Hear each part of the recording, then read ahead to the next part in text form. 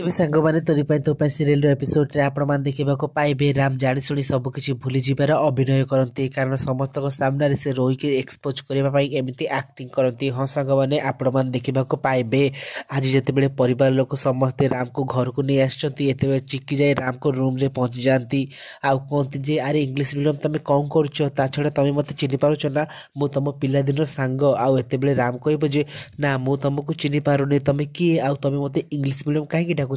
ଆଉ ଏତେବେଳେ ଚିକି ଗୋଟେ ଫଟୋ ଦେଖିକି କହିବ ଯେ ଆରେ ମୁଁ ତମ ପିଲାଦିନର ସାଙ୍ଗ ଶ୍ରିୟା, କ'ଣ ତମେ ସତରେ ମୋତେ ଚିହ୍ନି ପାରୁନ, ଆରେ ତମେ ଏତେ ଜଲ୍ଦି ମୋତେ ଭୁଲିଗଲ। ଆଉ ଏ ସମୟରେ ରୋହି ଆସି କହିବ ଯେ ନା ରାମ ସେ ମିଛ କଥା କହୁଛି, ମୁଁ ତମ ପିଲାଦିନର ସାଙ୍ଗ ଶ୍ରିୟା ଆଉ ସେ ଗୋଟେ ମିଛେଇ ଝିଅ। ଆଉ ଏତେବେଳେ ରାମ କନଫ୍ୟୁଜ୍ ପଡ଼ିଯିବେ ଆଉ ଚିକି ଯେତେବେଳେ କହିବେ ଆରେ ମୁଁ ତମ ପିଲାଦିନର ସାଙ୍ଗ ଶ୍ରିୟା ଆଉ ମନେ ଅଛି ତମେ ମୋତେ ପିଙ୍କି ପ୍ରମିସ୍ କରିଥିଲ, ଏମିତି କହି ନିଜ ହାତକୁ ରାମଙ୍କ ଆଡ଼େ ବଢ଼ାନ୍ତି। କିନ୍ତୁ ଠିକ୍ ସମୟରେ ଜେଜେମା ଆସି କହିବ ଯେ ନା ରାମ ସେ ଗୋଟେ ମିଛେଇ ଝିଅ, ଇଏ ହେଉଛି ତୋ ପିଲାଦିନର ସାଙ୍ଗ ଯାହାକୁ ତୁ ରୋହି ବୋଲି ଭାବୁଛୁ ଆଉ ଇଏ ହିଁ ପ୍ରକୃତରେ ସିଆ। ତେବେ ଫ୍ରେଣ୍ଡସ୍ ଆପଣମାନଙ୍କୁ କ'ଣ ଲାଗୁଛି ରାମ କ'ଣ ଜାଣିଶୁଣି ସତରେ ମିଛି ମିଛିକା ଅଭିନୟ କରନ୍ତି? ଯଦି ହଁ ତାହେଲେ ୟେସ୍ ବୋଲି କମେଣ୍ଟ କରନ୍ତୁ।